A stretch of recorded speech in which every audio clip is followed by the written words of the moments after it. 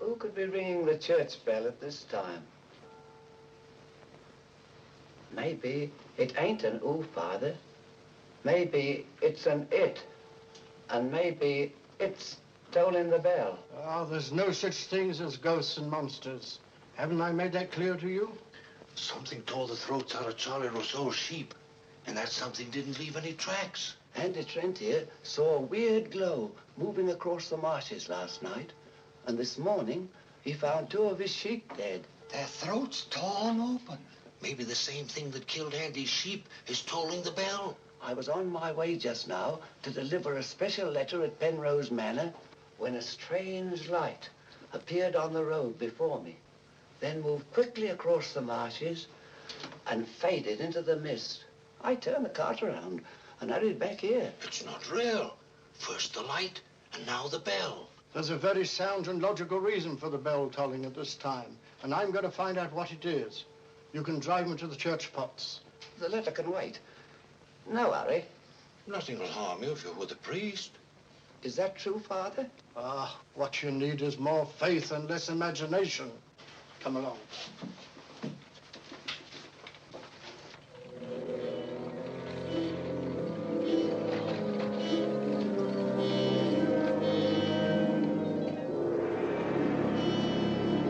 I'd better deliver that letter to the manor.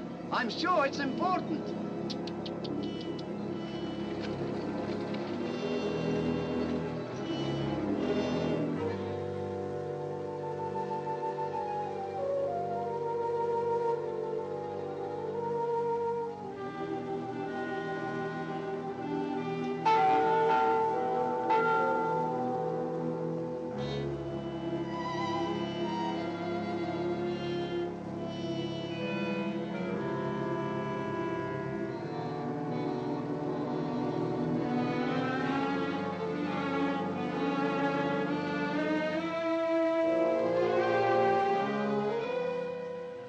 Goodness, that bell has stopped. Odd, it's tolling at this time of night. I don't like it. What with this phantom roaming the marshes? I saw it again tonight. Who would that be?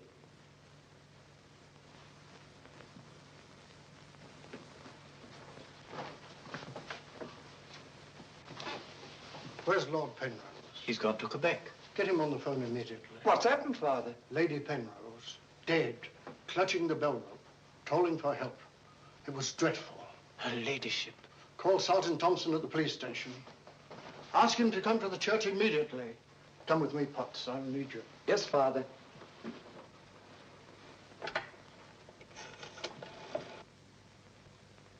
Operator, put me through to Quebec. Lord William Penrose. Yes, he's addressing a meeting of the Royal Canadian Occult Society at a Quebec hotel. It's urgent, sir. Page? Yes, sir?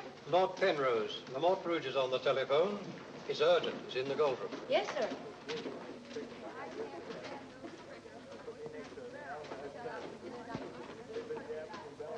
Gentlemen, as you know, the greatest obstacle in proving the authenticity of the occult lies in finding facts. However, if the facts are there, even the most hardened skeptic, provided it has an open mind, must finally acknowledge the actual existence of the supernatural. Do you admit that, Mr. Holmes? Facts are always convincing, Lord Penrose. It's the conclusions drawn from facts that are frequently in error. Yes, in the case of the Hound of the Baskervilles, as well as in the adventure of the Sussex Vampire, we found Watson, that... please. Oh, sorry. Well, gentlemen, this time I have facts. Cold facts. Many years ago, 100 to be exact, an apparition appeared at night in the village now called La Mort Rouge. The following morning, 3 people were found dead, their throats torn out, hence the town's rather grim name. Interesting, yes. But facts, no. I hardly think the tales of superstitious peasants can be considered... I haven't finished, Mr. Holmes. La Mort Rouge has again been the scene of these strange and unexplainable occurrences. Unexplainable, that is, from your point of view. Several of our most responsible citizens have actually seen the strange apparition on the marshes at night. And next morning, sheep were discovered... with their throats torn out and no traces of the killer anywhere to be found. Oh, you read about it in the papers. Oh, as a matter of fact, I haven't. It was merely a deduction. A rather obvious one, I'm afraid. Deductions are a weakness of mine, as Dr. Watson can tell you. Would you believe it? Holmes could... Well, those are facts, Mr. Holmes. Ignore them if you can. But it's very urgent, sir. Okay, well, go ahead. Thank you. I never ignore facts, Lord Penrose. And I have no doubt that the incident of the sheep with their throats torn out is unquestionably a fact. However, the interpretation of this fact as being final proof of the existence of the supernatural is merely supposition, and therefore cannot be accepted without further data. Your opinions, Mr. Holmes, are undoubtedly the result of your inability to cope with something beyond the realm of your comprehension. Man, I'm sorry, John, but this ridiculous skepticism... Yes, what is it, my boy? La Mort Rouge on the telephone, sir. Very urgent, my lord. Excuse me, gentlemen. I'm afraid, Lord Oh, it's quite understandable, Sir John. Lord Penrose is deeply entrenched in his beliefs. That's his privilege. Well, hang it all, Holmes, the fellow was positively rude. Well, shall we see a little overwrought, Watson? I'm leaving immediately.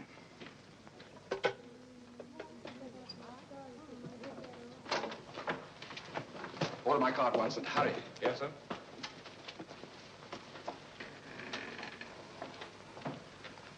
Gentlemen, my wife has just been found dead. Her throat torn out. In exactly the same manner as the sheep. This is terrible. I say, you don't think that it's... Undoubtedly, Mr. Holmes, you would call it murder by person or persons unknown. I'm sorry. If I can be of any assistance... Thank you, no. I'm afraid the happenings in La Mort Rouge wouldn't interest you, Mr. Holmes. Under the circumstances, I think we should adjourn. Yes, indeed, Sir John. Holmes, what a terrible thing. Sir John, would you be good enough to convey our condolences to Lord Penrose? Yes, I'd be glad to.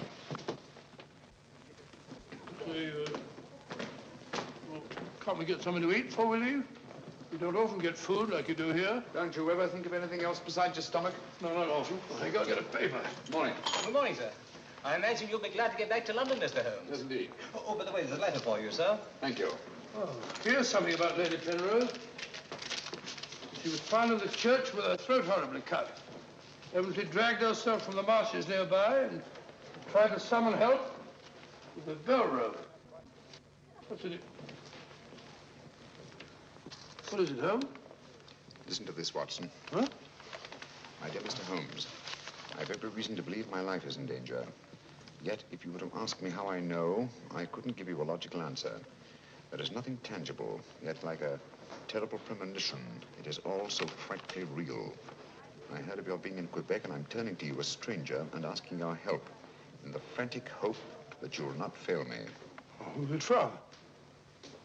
It's signed Lillian Penrose. Lady Penrose? A letter from the dead woman? Well, what's it mean, Holmes? I should say that Lady Penrose lived in fear of her life. Some secret hidden in her past, in all probability. Oh, perhaps it isn't as simple as that. What if Penrose is right?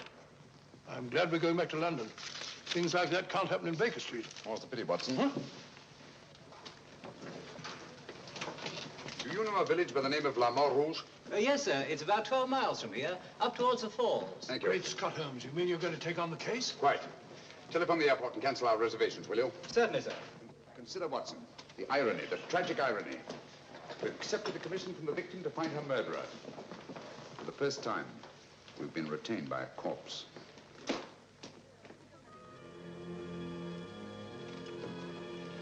Doesn't seem to be a bell. Never mind, come along. Do you think we should?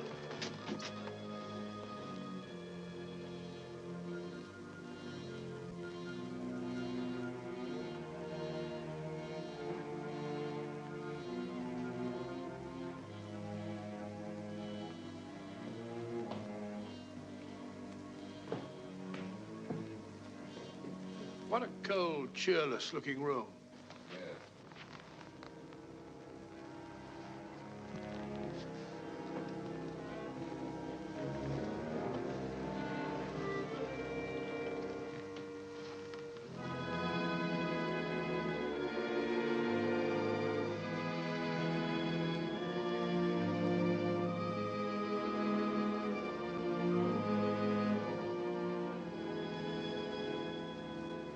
What do you want?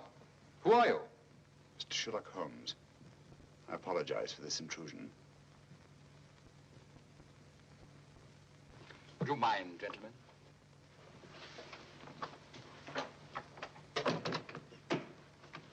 Mr. Holmes, is it your custom to burst into people's houses without ringing the bell? We couldn't find the bell, sir. If you've come here to use the death of my wife to prove your theories, I must ask you to leave. Penrose. I received this letter from Lady Penrose this morning.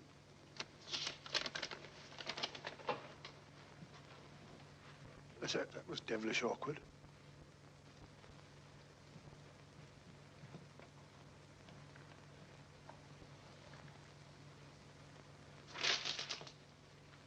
I'm afraid you're a little late, Mr. Holmes. My wife's dead. And I've come here to find her murderer. You might have saved yourself the trouble. I'm convinced that the solution of this horrible deed lies in an understanding of psychic phenomena. Although I don't expect you to admit that, Mr. Holmes. I assure you, Penrose, I neither believe nor disbelieve in anything, including psychic phenomena. If I could just see Lady Penrose, it might help dispel much of the mystery that surrounds these happenings in the Rouge. Drake! Why don't you answer the blasted thing? Sergeant Thompson has charge of the case. You'll find him at the police station. And now I must ask you to go and take your assistant with you. You'll excuse me if I don't show you out. Drake! Drake! Drake, where are you? What?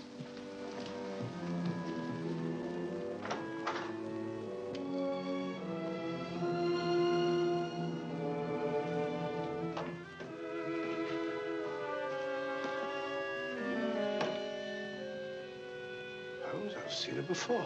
Right, Watson, you have. Yes, but where? Never mind that now. You must examine the wound before Penrose returns and has us thrown out of the house. Clumsy job. Just missed the jugular vein. It must have bled to death. And it bled for several hours, eh? Possibly more. Long enough for Penrose to leave Le Rouge and reach Quebec in time for the meeting? Holmes, you don't suspect I Penrose? suspect nobody, Watson. I was just asking a question. I beg your pardon, gentlemen. There is another who desired the death of her ladyship. I saw it last night in the fields, moving in and out of the shadows. You're the butler, aren't you? I was the butler. I've given notice.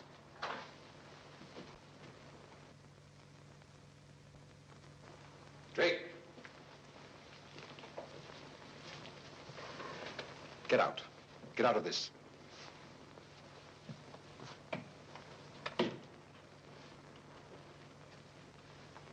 I trust you found what you were looking for. Two things have been made clear to me, Penrose. That your wife was murdered and that she's Lillian Gentry. Lillian Gentry? Will you leave, or must I call the police? That will not be necessary. We're on our way to the police station now. The wounds found on Lady Penrose's throat are identical with those found on the throats of the dead sheep. Now, I'm not a superstitious man, Mr. Holmes, but I don't know of any weapon capable of inflicting such wounds, except an animal's claw. Of course, it could be done by a five-pronged garden weeder. Not that garden weeder, Mr. Holmes. That's mine. I use it to weed the garden at the back of the jail. I'm inclined to agree with the Sergeant, Holmes. A weapon such as that would have severed the jugular vein, and death would have followed immediately. Lady Penrose lived long enough to drag herself to the church and toll the bell in a frantic effort to call for help. Yes, I know all about that. But there must be some logical motive instead of all these goblins and monsters. Sergeant, have you ever heard of Lillian Gentry? No. No, I can't say that I have, Mr. Holmes. She was a famous actress who came to America some time ago. She appeared for many years in the United States and Canada. Then suddenly she disappeared. Her disappearance was never explained, and she was soon forgotten. But what's the connection between Lillian Gentry's disappearance and the death of Lady Penrose? Lillian Gentry and Lady Penrose are one and the same person. The same person? Precisely. One more question, Sergeant. Do your files show anyone with a prison record living in La Mort Rouge? No, Mr. Holmes. The only person having any connection with a prison is Emile Journet. He came here 2 years ago with his daughter and bought the hotel. He was a guard at Talon Prison. Thank you, Sergeant. I hear there are a lot of prairie chicken in these parts. I'd like to have a bag of them someday. I think that can be arranged, though. Yes, we can stop over to farmyard and you can shoot all the chickens you want. That's all very funny, Holmes. Here you are, old fellow. We're going to engage rooms at Monsieur Journet's hotel. Landlord! I say landlord! Place seems deserted. Won't be for long if you bellow like that. Landlord! Oh, sorry, Holmes. Got to try and make summer. Yes, monsieur? My dear, have you got a room for us? Yes, monsieur. Good. Sign here, please. I'll sign for us both. Oh, thank you. You seem very young to be in charge here. Yes, monsieur. You are Mademoiselle Journet? Marie's your name, monsieur. My dear, you've been crying. Why? Papa's going away. Oh, come now. Is that such a tragedy? Did you cry if your papa were going away, Watson? I don't believe so. This way, monsieur. Bring your bags. Oh. Yes, of course. Wouldn't I be unhappy if my father went? Seen my father for years. Father died about 20 years ago in Cheltenham.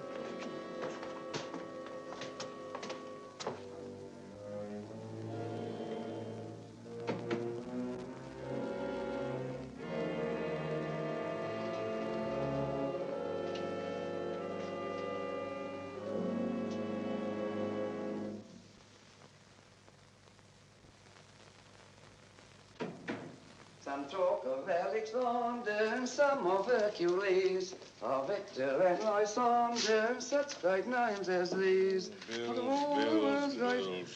That's the way it goes, Emile. It costs money to be born, and it costs money to die. Do you know who that was in the car? It was Sherlock Holmes. He's here now. What do you think he'll find? Ghosts and monsters. What else is there for him to find? There's nothing. I don't know. You're afraid, Emile? Of course I am, and so are you. Who isn't? Why should Sherlock Holmes come here? To investigate the death of Lady Penrose. What else? I'm afraid Mr. Holmes will return to London a sadder but a wiser man. Why do you say that? Well, you can't arrest ghosts and monsters, can you now? Well, I'm on my way. The mail must be delivered. Some talk of Hercules, some of Hercules. That's better. This room gives me the creeps. It is very seldom used, monsieur. It isn't often that strangers come to Le Mort Rouge, and when they do, they never stay. I can't say that I blame them. Will your father be away for long? I don't know, monsieur. When is he leaving? I don't know. Marie! If you need anything, just ring, monsieur.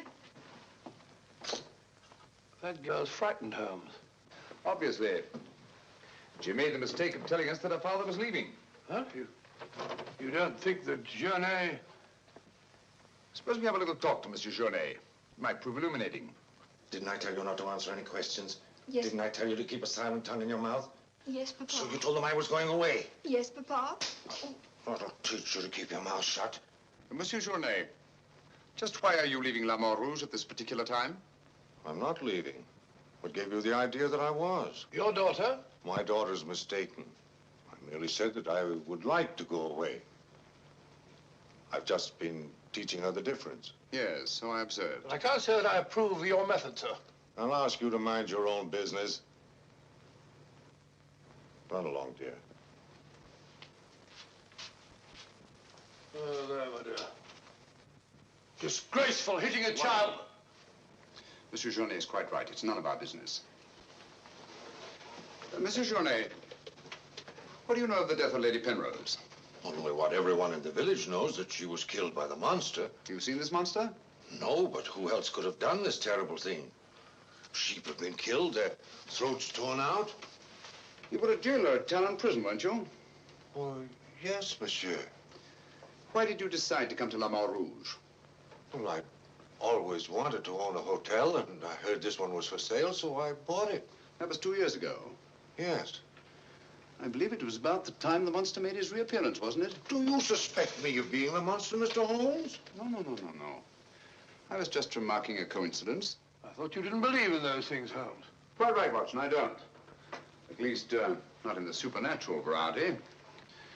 Not the werewolf who bites into his victim's throat with his teeth. But, a monster who uses for his weapon of death a 5-pronged garden weeder.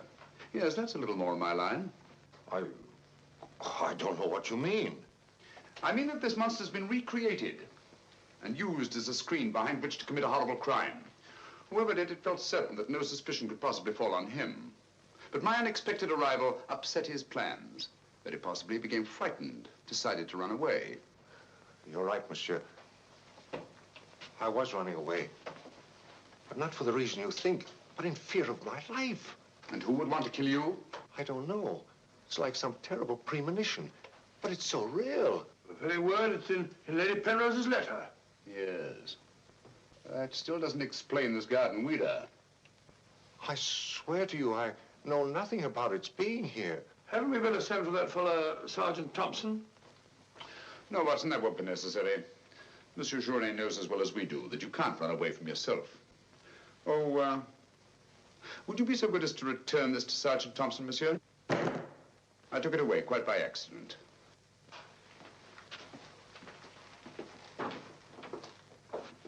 Monsieur Journet knows as well as we do. You can't run away from yourself. This fellow Journet seems a very frightened chap. Do you think he'd have any connection with Lady Penrose's murder? Time will tell us many things, Watson. And now, my dear fellow, there's something you can do for me, if you will. Anything, Holmes? I knew I could rely on you. I want you to mingle with the people in the cafe tonight. Find out all you can and keep a particularly sharp eye on Journet. But you sort of take over the case. That's right, old boy. I want to get a good night's rest before starting out again in the morning. Oh, and incidentally, make yourself as inconspicuous as possible, will you? Inconspicuous? You can depend on me.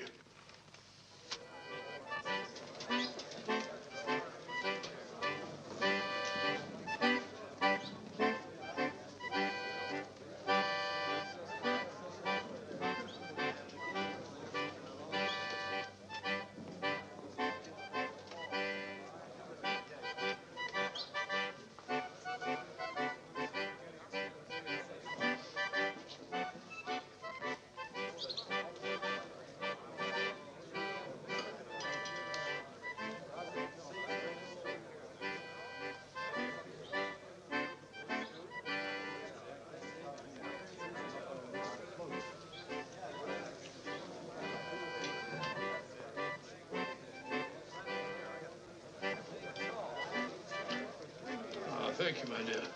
I'm glad to see that the tears are all gone. You feeling better? Thanks to you and Mr. Holmes, Papa's not going away. Not going away? Oh, good.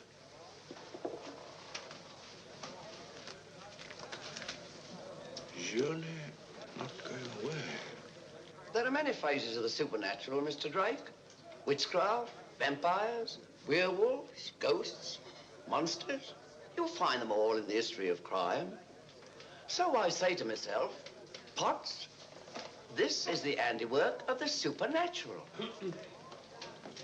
I gather that your name is Potts, that you're interested in the detection of crime. Allow me to introduce myself. My name's Watson, Dr. Watson of 221B Baker Street, London, England. How do you do, sir? Here's the crime. Bigger and better crime. I deduce, my good man, that you're somewhat drunk. Yeah.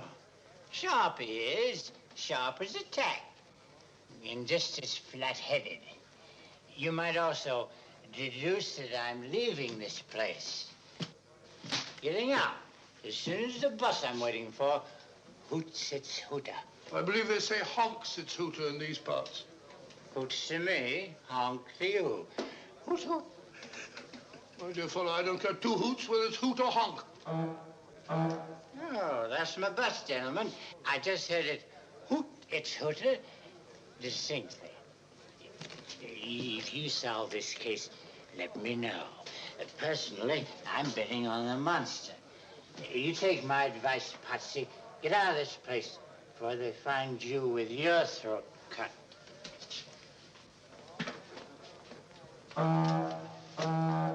Hoots! It's hooter.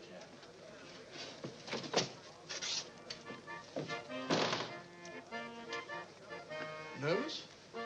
Well, the thought of having your throat torn out by some monster isn't likely to make you very gay, Dr. Watson. No, indeed. Some of Monsieur Journet's excellent wine will soon remedy that. Marie, would you bring a bottle of this excellent wine for my friend here? Yes, monsieur. Mr. Potts, as a student of the occult, supposing you give me your theory of this murder. You like this wine? Oh, but Dr. Watson, I never drink anything stronger than milk. Teetotaler? No, hiccups. Every time I drink alcohol, I have hiccups. Sorry.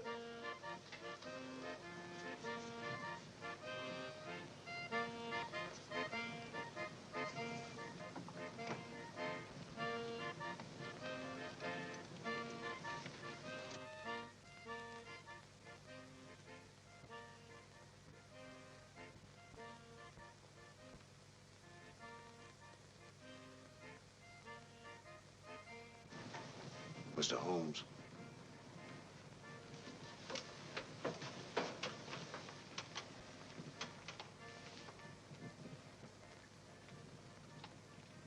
Mr. Holmes.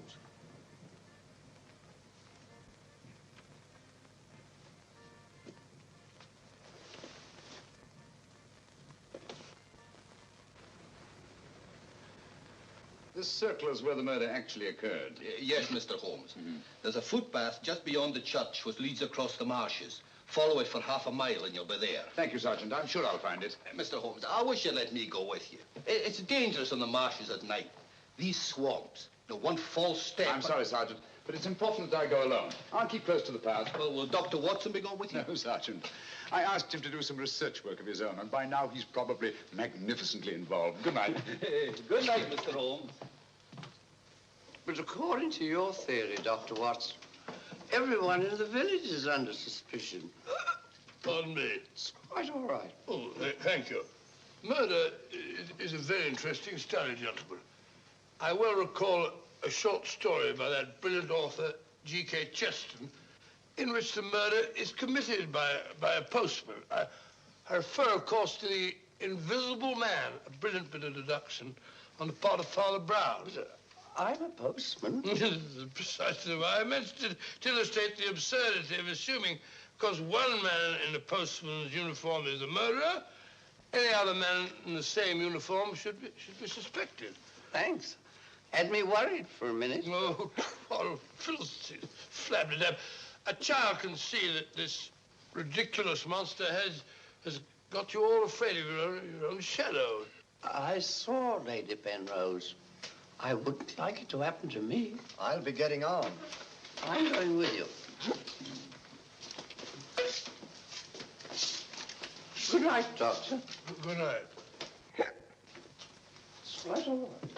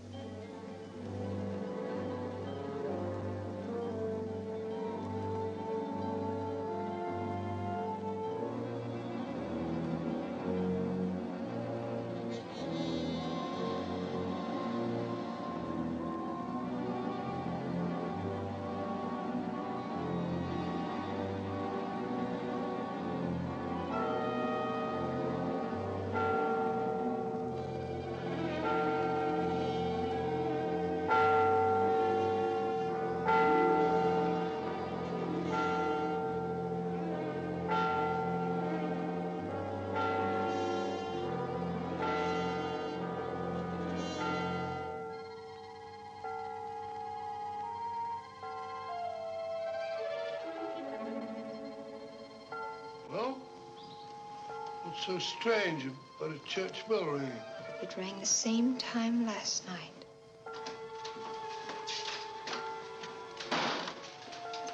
Excuse me, Dr. Watson. Can you tell me if Mr. Holmes is armed? Armed, my dear fellow? Why should he be? He's gone to bed. You're wrong, Doctor. He went out in the marshes alone. I tried to go with him, but he refused. But great Scott, if he runs into this monster and he's by himself, he'll get killed.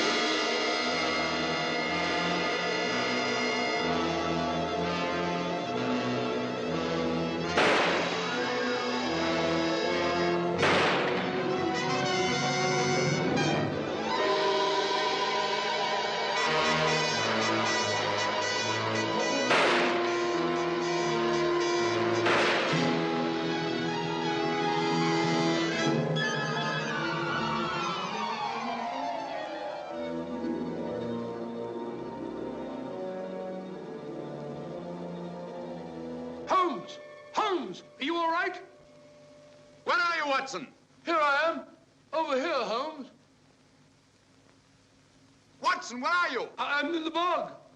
Oh, good gracious. Come here. Your instructions were to mingle with the people and stay in the cafe. Sergeant Thompson said you were out here alone, so I thought you might need help. Yes, so you proceeded to fall in the bog, eh? Fall? I was pushed into the blasted thing. Pushed by the most ghastly apparition. Came at me like a roaring furnace, with spitting fire in all directions. Before I could get my revolver, the thing was upon me. The next thing I knew, I was in the bog. Are you all right, Mr. Holmes? I heard shots. Yes, I'm all right, but Dr. Watson here seems to have encountered the monster. He has? Come along, old fella. We'd better get you out of these wet clothes and into a hot tub before you catch a death of cold.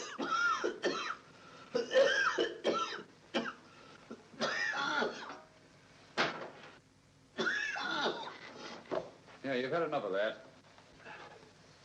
Drink this. You'll be as fit as a fiddle in the morning. Sorry you had such a bad time. I got a right to share your dangers. Thanks, old fellow. You know, I wasn't sure the villagers weren't right. And if it did turn out to be some sort of supernatural monster, well, why should I involve you? Rubbish. However, I did learn something. I can now state positively that our antagonist is not a phantom. But the thing actually spat flames at me. All just a figment of your imagination. The murderer knew I was out on the marshes, and obviously wanted to frighten me. You frightened me, all right. How do you manage the flames? Merely clothing, treated with phosphorus. When the murderer fled, his shirt caught on a tree, and this piece of cloth was torn off. Come in. I'd like a few words with you, Mr. Holmes. I'll come directly to the point. Hello? What happened to your assistant? I'm not his assistant. If you must know, I was pushed into a boggy hole on the marsh. Pushed?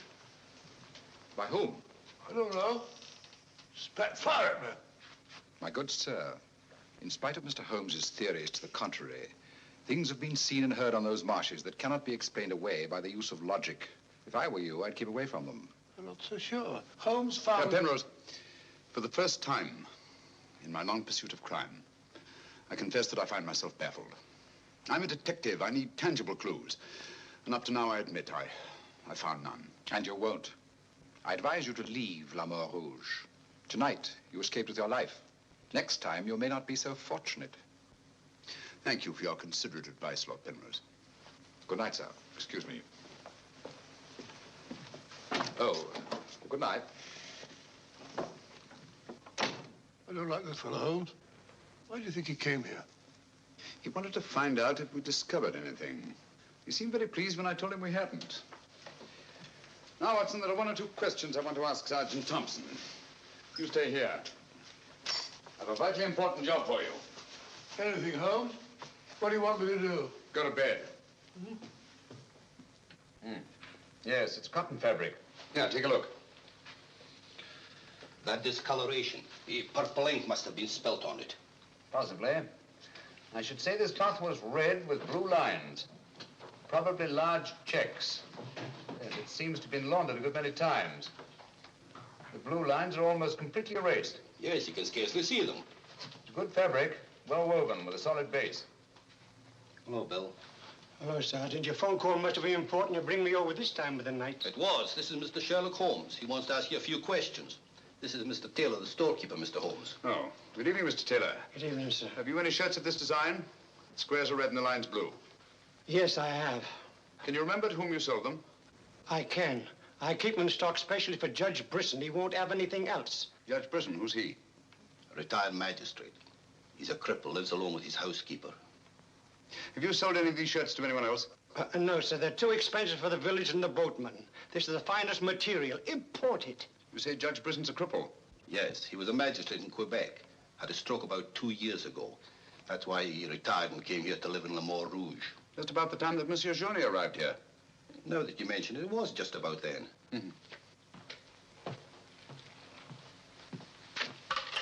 Hello, operator?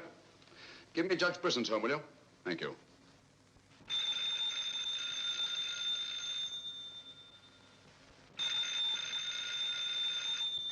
Nora.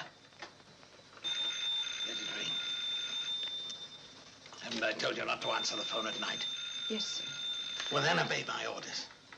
Yes, sir.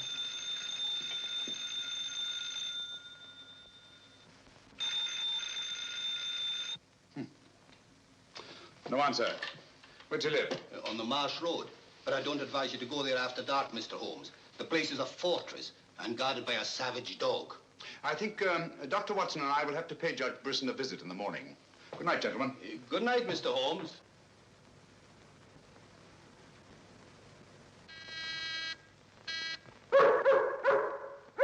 Two locks on the door. One of them new. Yes, I should say that Lady Penrose's death had increased Judge Brisson's terror. Don't like the sound of that dog. No, sounds hungry. Possibly ravenous. Couldn't we come back after he's had his breakfast? I'm sorry, Watson. Our business won't wait. Oh, stop now. Yes, Watson.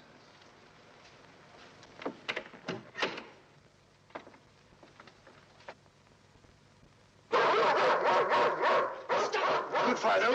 Good Fido. Good Monty. Good Winnie. Who is it? Sherlock Holmes and Dr. Watson. I telephoned Judge Brisson we were coming. You can't come in. He's given orders no one is to be admitted. You wouldn't want Judge Brisson's death on your hands, would you? No, sir. Then you'd better let us in. I'll probably lose my job for this. Not after we've talked to Judge Brisson. My good woman, you keep an eye on that dog. Oh, don't worry, Watson. You know as well as I do. The dog won't touch you if you're with its master or mistress. Well, you know it and I know it. You're quite sure the dog knows it. Good dog. Happy dog. Nice, Winnie. Good Winnie. Good Winnie.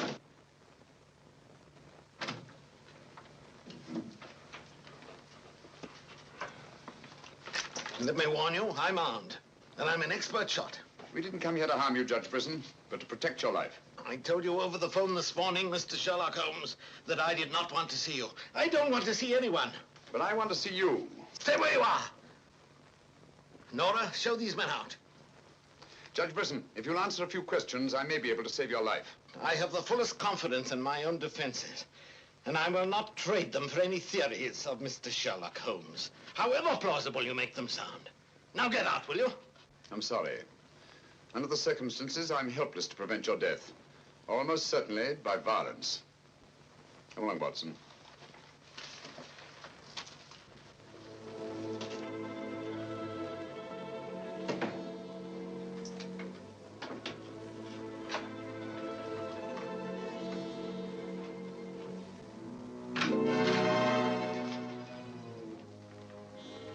Pardon me. May I trouble you with that envelope? I must have dropped it.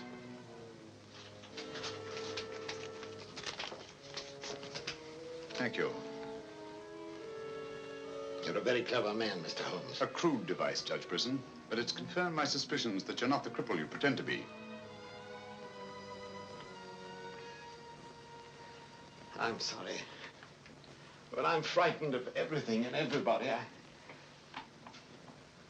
Why'd you sit down? You want to get shot, Holmes? Come in, Watson, and close the door. Sit down, old fellow. Judge Brisson has decided not to shoot us. Oh, very kind of him. Gentlemen, this fear's driving me mad. It's quite understandable. The whole village seems to be consumed with fear. But in your case, judging from your vicious dog, those barred windows, and that hunting rifle, it's not fear of the supernatural. Just what are you afraid of? Well, truthfully, Mr. Holmes, I don't know. And yet I feel its very presence. At times, I feel I can almost reach out and touch it. When I first came to La Mort Rouge, I had a slight attack. It affected my legs, but, well, I've recovered. And you've continued the deception, using the wheelchair as an excuse for not going about the village. Well, you see, people would be more inclined to accept my hermit-like existence. Yes, naturally. Tell me, Judge Brisson, had you ever heard of Monsieur Journet before you arrived at La Mort Rouge? No, I haven't. How many of these shirts has your housekeeper purchased for you? Oh, 4 or 5. I'm not positive. You still have them? Well, 1 or 2 became badly worn, and I told my housekeeper to give them to a man who was doing some work for me at that time. Can you describe him? No, I'm afraid I can't. That was about a year ago, you see, and, well, I didn't pay much attention to him. He worked in the garden. Could your housekeeper remember him? No, that was a different housekeeper then. She went to the United States. Try to remember, Judge Brisson. Your life may depend on it. I do remember one thing. He had a very slight limp. I used to watch him from that window as he walked across the lawn. Splendid. Continue your vigilance, Judge. And under no circumstances allow anyone to enter the house, even someone you may know well. What's that mean, Holmes? It may mean nothing, Watson, and it may mean everything. I'm quite sure that Sergeant Thompson will have observed a man with a limp in a village the size of La Mort Rouge. Good day, Judge, and thank you. Good day, sir. I'm sure Sergeant Thompson will have observed a man with a limp in a village the size of La Mort Rouge.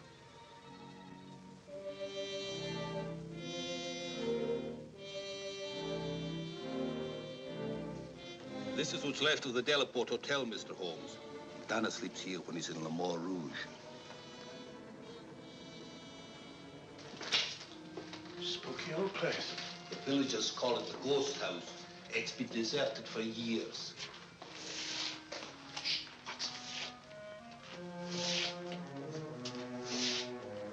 He walks with a limp. A left foot, I think. To the trained ear, Sergeant, footsteps have a characteristic rhythm as identifiable as fingerprints.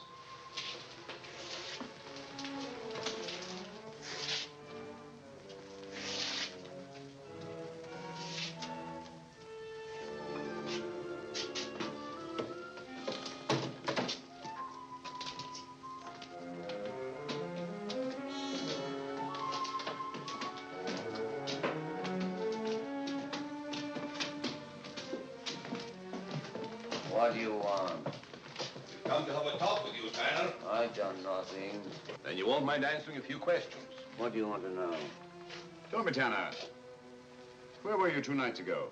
Down the river. And last night? I just got back tonight. You're lying. You can't frighten me. But now I got a job to do. It's quite evident that you haven't been on the river within the last 48 hours. Are you trying to make me out the murderer of Lady Penrose? How do you know she was murdered? I'll tell you how you know she was murdered. Because you murdered her. Holmes, look! In there! The monster! That's right, Watson. One of Brisson's shirts, which Tanner here treated with phosphorus. Take him, Sergeant. I'll give you all the evidence later. Look out!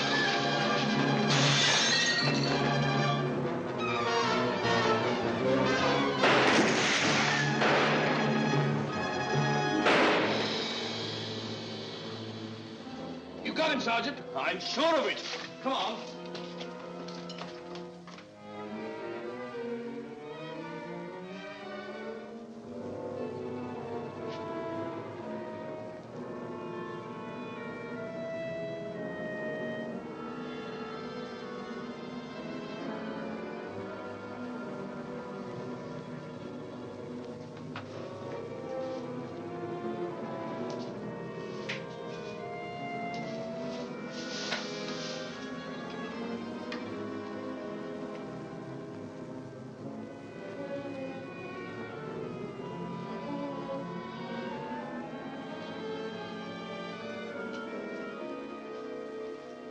I see no reason why we shouldn't leave for home tomorrow. So much for tomorrow. But for tonight, what do you make of this, Watson? I found it in Tanner's room. Just a photograph? That's right, old boy, just a photograph. You notice anything else about it? Part of it's missing. Bravo, Watson. Now, if we can find the missing half, notice the discoloration of the torn edge, faded signature. The upper half was torn off some time within the last year, I should say. Well, why all this fuss about an old photograph? Watson, have you ever stopped to think that the science of detection is very much like stringing a handful of beads? I can't say I have. Well, it is. And in this particular case, you might say that I have 5 beads. Journée, Brisson, Tanner, Lord and Lady Penrose. So far, I haven't had any thread to string them together. This, gentlemen, is our thread. And I think I shall start with Lady Penrose. But Lady Penrose is dead. The dead can tell us many things, Sergeant. You and Dr. Watson remain here at the hotel. I'll meet you later. I'm sure you got Tanner, Sergeant. But Mr. Holmes is never satisfied with a dead criminal. He has to sit in on the post-mortem. Come along. Let's go downstairs and celebrate the death of the monster. That's a good idea, Doctor.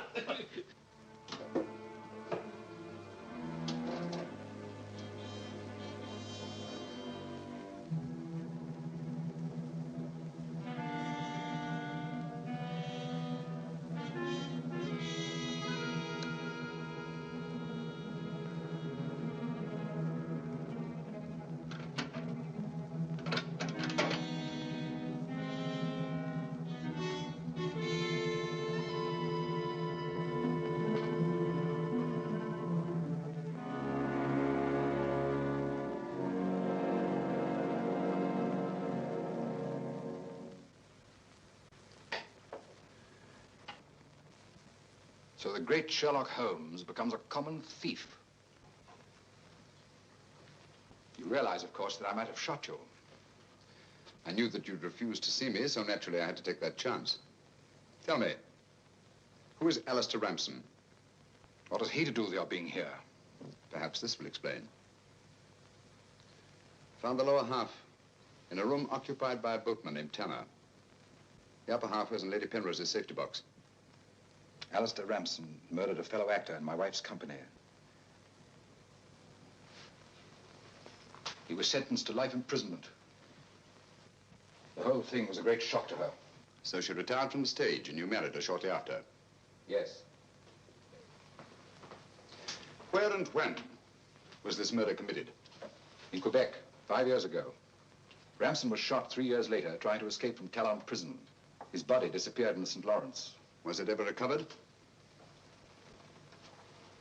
I don't believe so.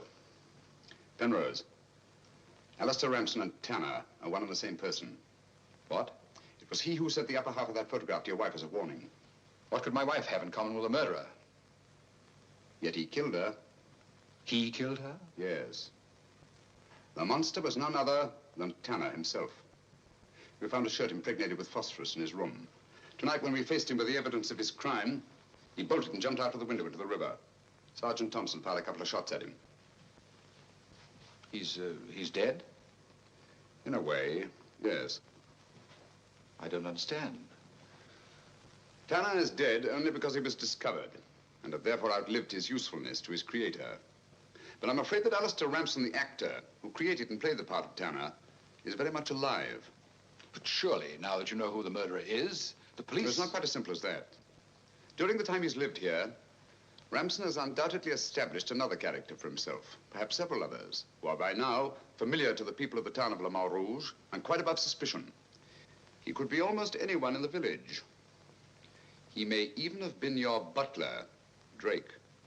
This is fantastic. Yes. Yet Lady Penrose's death is only the beginning. There's no saying where this madman will strike next. Tell me, is there anyone else in Le Mans Rouge who may have been connected in any way with the case of Alistair Ramson? Judge Brisson was the magistrate who tried and sentenced him.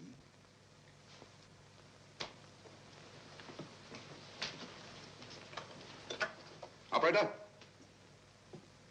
Operator, give me Judge Brisson's home. It's urgent.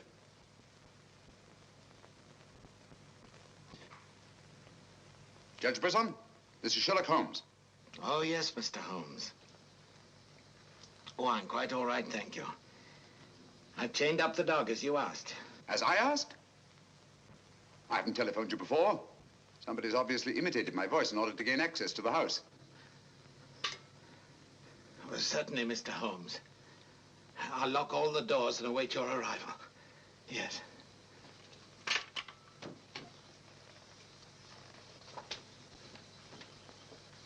Nora! Nora! If I can be of any assistance, Mr. Holmes. Thank you, but I'm afraid... You think Judge Brisson's life's in danger? I only hope I'm in time to prevent a second murder.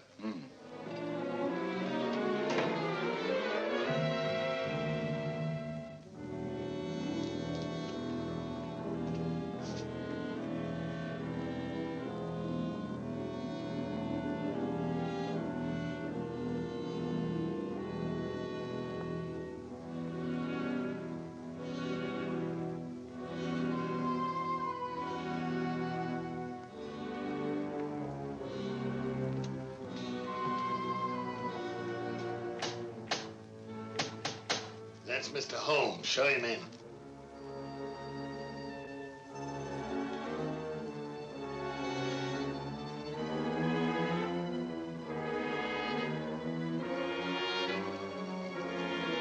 Hurry up, hurry up.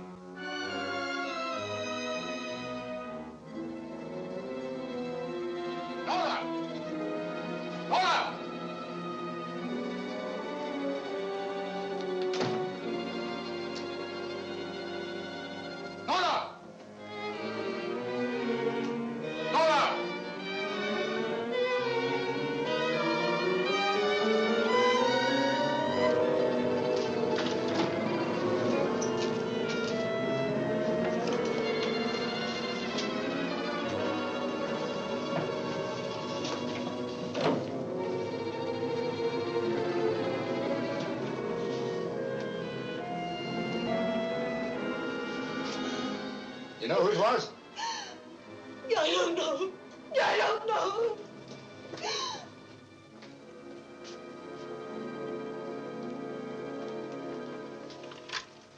Hello? Operator, Monsieur Journet's cafe. I want to speak to Sergeant Thompson. It's urgent.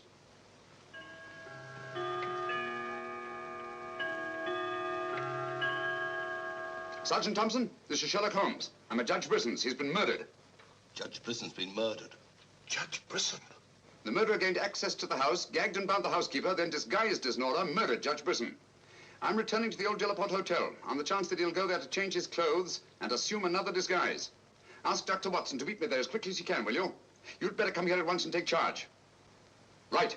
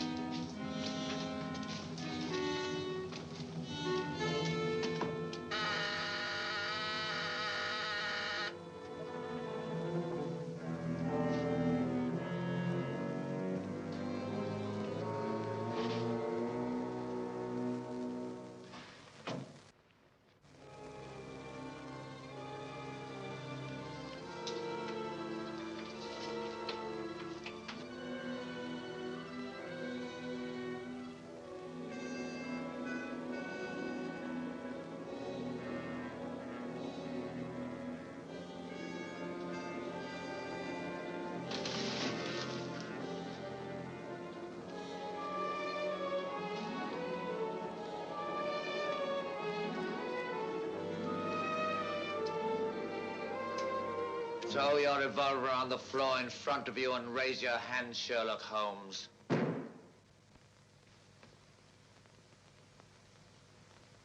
I should have thought you would have felt more at home in the spotlight. I see you finally identified me. You know, Jack Tanner and Nora the housekeeper were brilliant. You should really take a bow.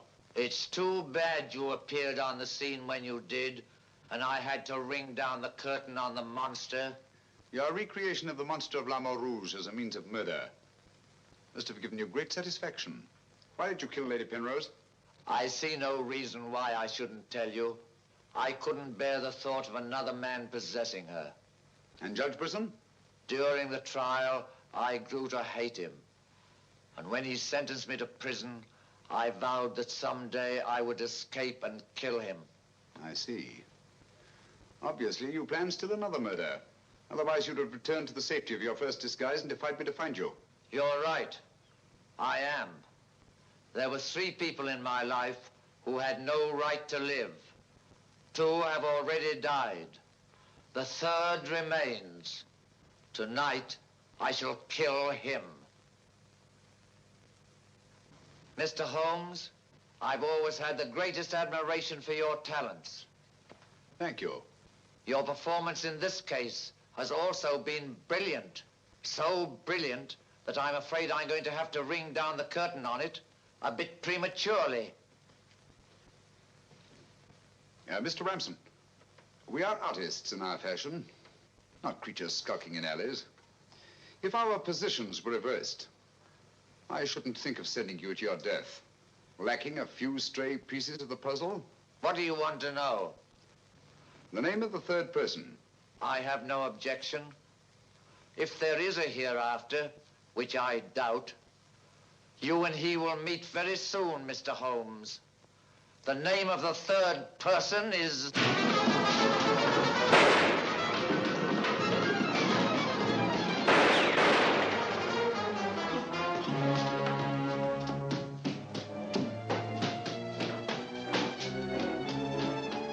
Coming, Holmes!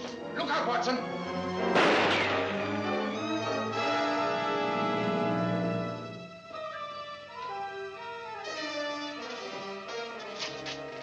All right, Watson. Where is he, Holmes? He's gone. Thank heavens you're safe. Thank heaven you came and you did. There it is, Watson. Look out.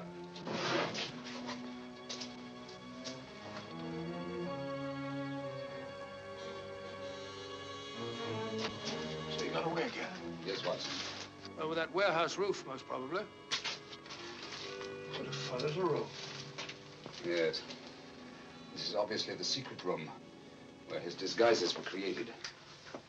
Looks like an actor's dressing room. He is an actor, Watson. One of the finest acting talents of our time. Look at this. Nora, the housekeeper. His name's Alistair Ramson. Alistair Ransom? Never heard of him. No, that's not important.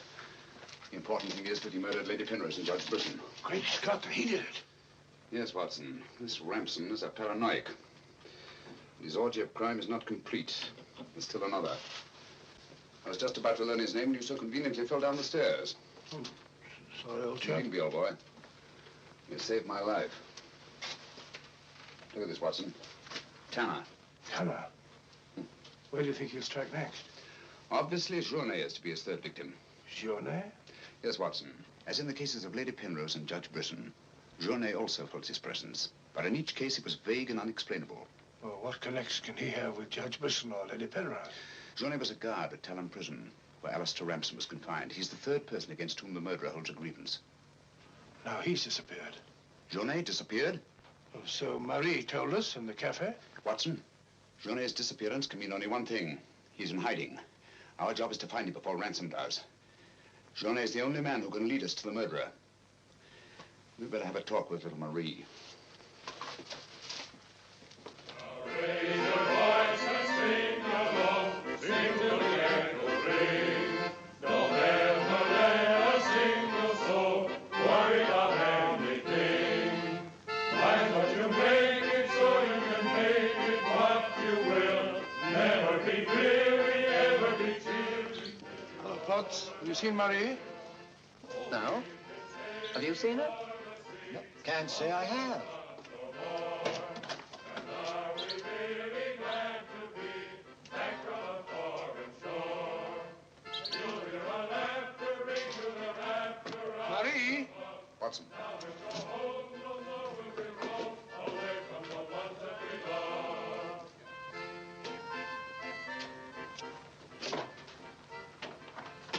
What is it, Holmes? I'm afraid we're too late. Marie.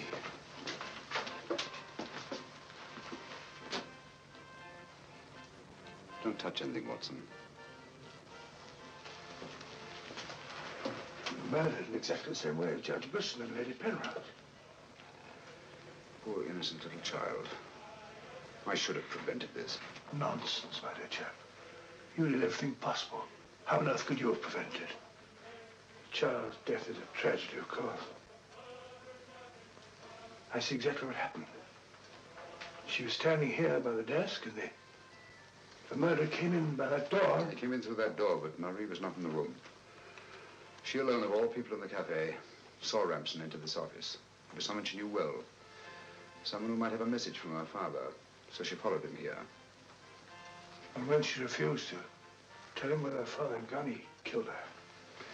Ramson already knew that Johnny had disappeared, but he didn't know where. When he questioned her, she became suspicious, and it was then that he killed her.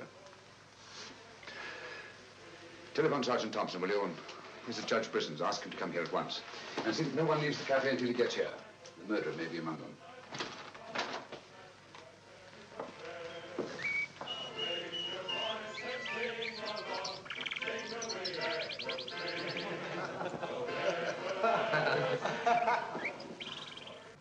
What could have happened to Holmes?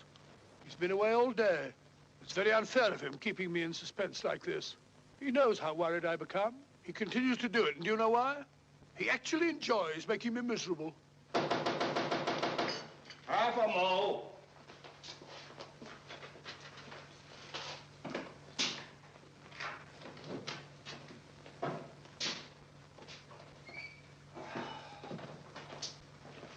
No good, Watson. It won't work.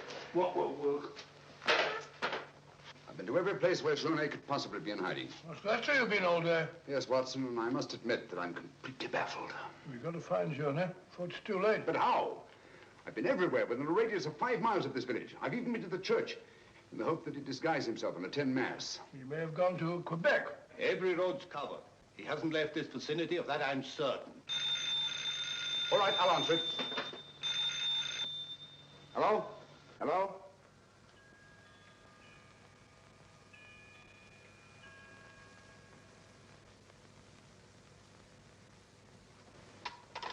Who was it, Holmes? Watson, get your hat and coat. You're very rude, Holmes.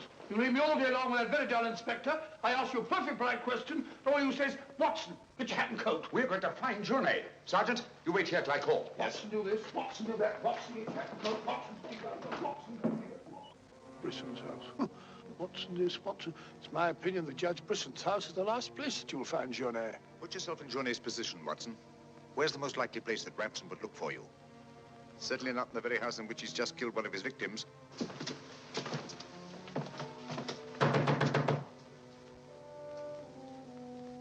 Journey! Journey! It's Sherlock Holmes and Dr. Watson. We're here to help you. I don't like the look of it, Holmes.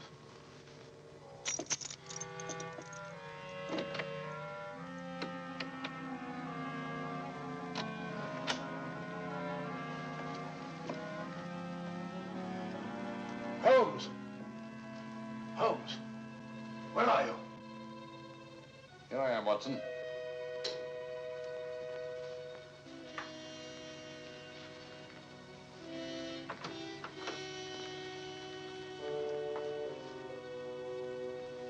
Journey! What do you want? We've come to help you. How did you know I was here? When you called your hotel just now, I answered the telephone.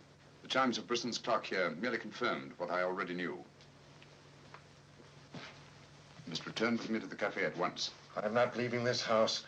The murderer's waiting out there in the marshes to kill me the moment I leave here. Naturally, but first he must have the opportunity. If you return to the cafe, he'll have that opportunity. It's the only way we have to apprehend the murderer. What if I refuse? Journey, what I have to say to you is not going to be easy. Marie... What? Murdered.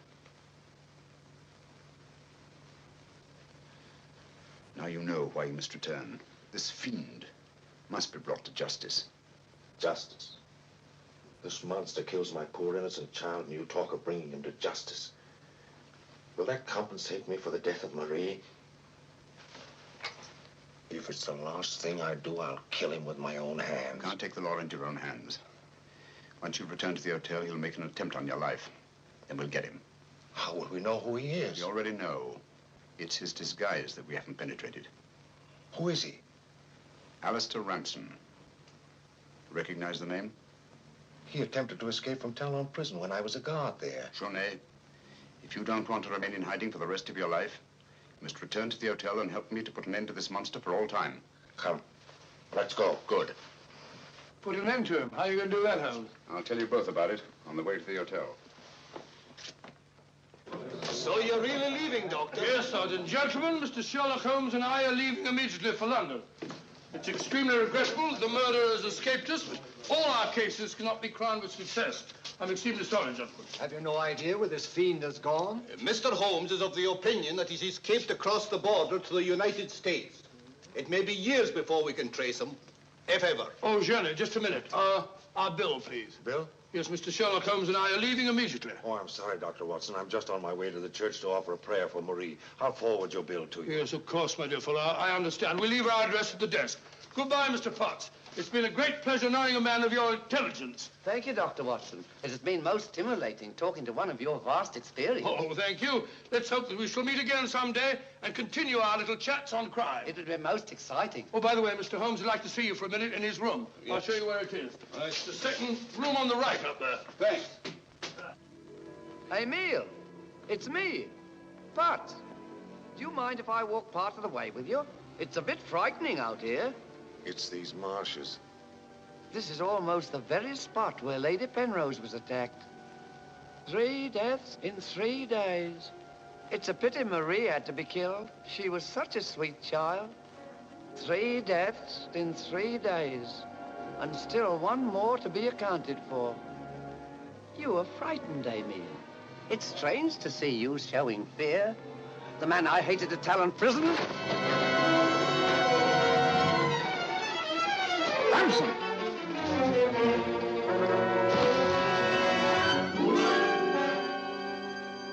Sherlock Holmes. Yes, Mr. Ramson. So you see the final curtain has not fallen after all.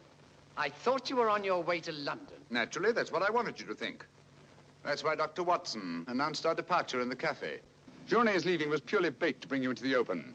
I merely replaced Journey once he was outside on the street. May I say, Mr. Ramson, that your disguise as a postman was a masterpiece of ingenuity. Your very choice of the role put you above suspicion. It was quite easy. I simply disposed of the real Mr. Potts after he had passed his civil service examination and had been assigned to L'Amour Rouge. You realize, of course, that you'll never hand me over to the police alive. It's not my function to be your executioner. My duty is to hand you over to the authorities, which I fully intend to do. You're an optimist, Mr. Holmes. No, not necessarily. We're surrounded by police awaiting my signal.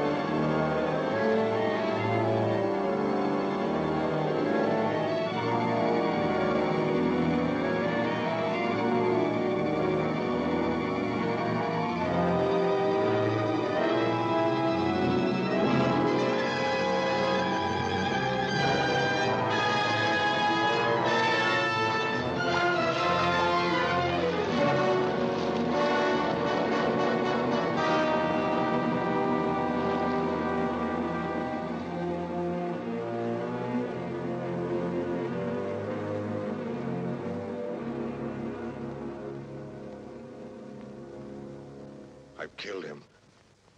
With this. Ransom's instrument of death has been his own executioner. Well, gentlemen, our search for the monster has ended where it began, on the marshes. Hey, Watson?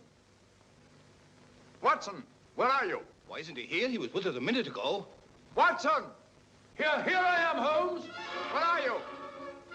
I've fallen in another hole.